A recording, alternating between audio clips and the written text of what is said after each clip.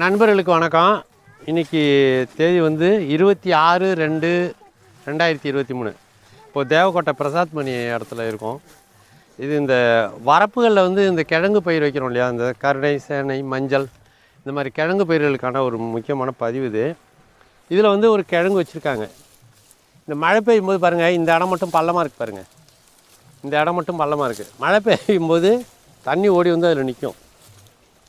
கிழங்கு பயிர்களுக்கு தண்ணி நிற்கக்கூடாது. கிழங்கு பயிர்களுக்கு தண்ணி நிற்கவே கூடாது. இது வந்து நல்லா கவனத்தில் வச்சுக்கணும், சரியா? கிழங்கு பயிர்களுக்கு தண்ணி நிற்கக்கூடாது. அதனால் இந்த மாதிரி பள்ளமாக இருக்கக்கூடாது, இந்த மாதிரி சரிவாக இருக்கணும். இந்த மாதிரி சரிவாக இருக்கணும், இந்த மாதிரி தண்ணி நிற்கவே கூடாது. இதை நல்லா புரிஞ்சுக்கோங்க தயவு செஞ்சு. இப்போ நம்ம இதை சோதனை முயற்சியில் இதை பார்க்க போகிறோம்.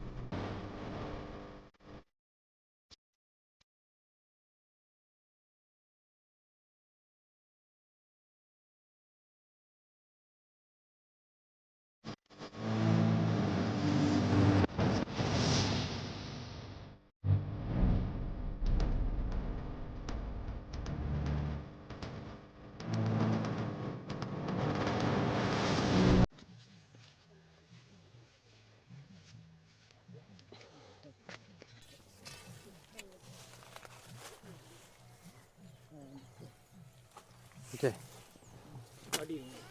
அவ்வளோதானே? சரி. இது வந்து நம்ம பார்த்துருக்கோம், 7 கிலோ 9 கிலோலாம் எடுத்திருக்கோம். ஒரு கிழங்கு அதிகபட்சமாக இது வந்து 100 கிராம் இருந்தால் பெரிய விஷயம். கிழங்கு விட்டுருக்குங்கிறது தான் சிறப்பு. இதில் காரணம் என்னென்னா, போதுமான அளவு பாதுகாப்பான சூழல் இங்கே வடிவமைக்கப்படலை.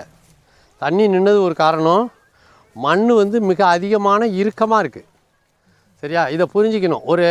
ஒரு குழந்தை சரியாக படிக்கலைன்னா என்ன அர்த்தம்? நம்ம பள்ளிக்கூடம் சேர்க்கும்போது என்ன செய்கிறோம்? பொதுவாக ஒரு பையனை பார்த்தா என்ன செய்கிறோம்? உன் பிள்ளை என்ன படிக்குது, எவ்வளோ மார்க் எடுத்துருக்கான்னு தான் முதல்ல கேட்போம்.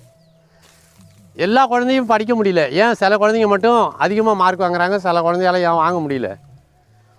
அந்த சூழல் சரியில்லை, அதுக்கு ஆர்வம் இல்லை, படிக்கிறதுக்கான அந்த போதுமான அளவு அந்த வாங்கும் திறன் அதுக்கு இல்லை.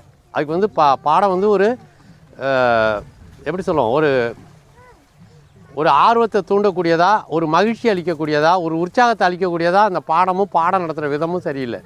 அது மாதிரியே ஒரு செடி வந்து செழிப்பாக வாழலைன்னு என்ன அர்த்தம்னா, அந்த இடத்துல அது வாழறதுக்கான சூழல் சரியாக வடிவமைக்கப்படலைன்னு அர்த்தம். இந்த மாதிரி இருந்ததுன்னா அது இருக்குமே தவிர மிகப்பெரிய விளைச்சலை கொண்டு வராது. பதிலுக்கு இங்கே பாருங்கள், இந்த வாழையை பாருங்கள், மிக சிறப்பாக வந்திருக்கு. இந்த வாழை தாரெல்லாம் பாருங்கள், பக்கத்தில் தென்னையை பாருங்கள். இதனுடைய தாக்கு பிடிக்கும் திறனும் இதனுடைய வாழும் விதமும் வேறு. பாருங்கள், ஒரே இடத்துல 3-4 தார் கூட போட்டுருக்கு பாருங்கள், நல்ல செழிப்பான தார். இதுவும் இதே மண்ணில் தான் இருக்குது, நல்லா புரிஞ்சுக்குவாங்க. ஒரே இடத்துல இது பாருங்கள், எவ்வளோ செழிப்பான மரம், இந்த தார் போட்டிருக்கு. இன்னும் 2-3 தார் வரப்போகுது. ஏற்கனவே தார் போட்டு வெட்டியிருக்காங்க, கீழே பாருங்கள் மரம் கிடக்கு. ஒரு தடவை வச்சா பல தடவை. ஆக எல்லா பயிருக்குமே ஒரே மாதிரியான சூழல் அப்படிங்கிறத நம்ம மறந்துடணும். ஒவ்வொரு பயிருக்கும் வெவ்வேறு விதமான சூழல் வேணும். அந்த சூழலை வடிவமைக்கலைன்னா நம்ம வேளாண்மையில் தோற்றுருவோம். இப்போது இது நல்ல சூழல் வடிவமைப்பு இருக்குது. இந்த தென்னை, வாழை, பக்கத்தில் பாருங்கள் விதவிதமான வாழை, அந்தாண்ட செவ்வாழை இருக்குது. இது வந்து கற்பூரவள்ளி, பேயன், நெடுக்க வேறு இருக்குது. இதெல்லாம் சூழல் சரியாக இருக்குது. மரங்களுக்கான சூழல் இந்த வரப்பில் போதுமான அளவு இருக்குது. ஆனால் கிழங்கு வயலுக்கான சூழல் இல்லை. இது அப்போனா இனிமேல் கிழங்கே பயிரிடக்கூடாதா? அப்படி இல்லை. இது அடுத்த ஆண்டு இதே இடத்துல திரும்பி கிழங்கு வெட்டுவார். எப்படி வெட்டுவார்? சூழலை வடிவமைச்சா 4 கிலோ 5 கிலோ வெட்டுவார். அடுத்த ஆண்டு இதில் எடுத்து இந்த இடத்துல இதே மாதிரி வெட்டி காமிச்சு நம்ம மீண்டும் பதிவை கொண்டு வருவோம். எதுக்காகன்னு கேட்டால், ஒன்றுமே இல்லாமல் பையன் வரும்போது பள்ளிக்கூடத்துக்கு ஒன்றும் தெரியாமல் தான் வருவான். மாநிலத்திலே முதல்வனாக வர்றதும், உலகம் போற்றுகின்ற அறிவியலாளனா விஞ்ஞானியாக வர்றதும் ஆசிரியர் நடத்துகிற விதத்தில் இருக்குது, சரியா? அது மாதிரி தான் இந்த மண்ணை மிகச்சிறந்த விளைநிலமாக மாற்ற போகிறோம். மிக அதிகமாக இந்த கிழங்கு வகைகள் உருவாகிறதுக்கான அடிப்படை கட்டமைப்பை உருவாக்குறது எப்படிங்கிறத இன்றைக்கி தொடர்ந்து இந்த பதிவுகள் வெளிவரும். இந்த பண்ணையே சீமை கருவேலை காட்டை ஒழித்து தான் உருவாக்கியிருக்கோம். தொடர் பதிவுகளை சந்திப்போம். நன்றி, வணக்கம். இது பாருங்கள், இது ஒரு 1/2 கிலோ இருக்கும். இந்த இடத்துல எடுத்துருக்கோம். ஒரு 2-3 கிழங்கு இருந்தது. முதல்ல எடுத்தது கொஞ்சம் சின்னது. இது ஒரு 1/2 கிலோ இருக்கலாம். 1/2 கிலோ இதுதான் இந்த அளவில் உச்சமான அளவாக தெரியுது.